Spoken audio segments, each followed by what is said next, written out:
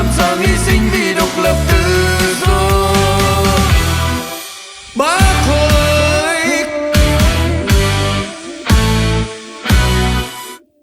không làm hại nhân dân, cần kiệm liêm chính trí công vô tư. Bác Hồ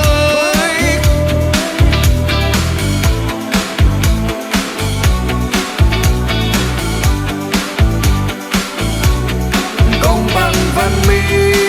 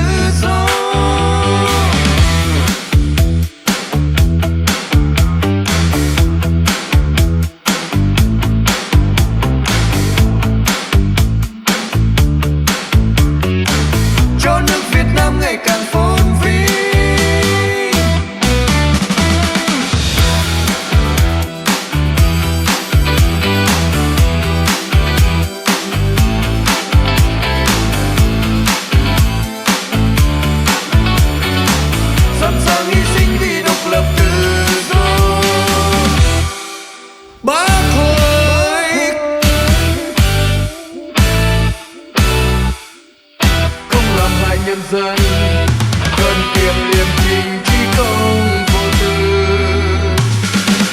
Bác Hồ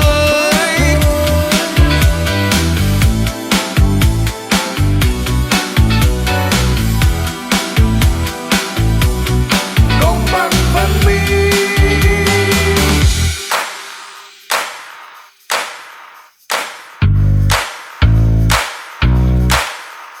Không làm hại nhân dân, cần kiệm liêm chính trí công vô tư.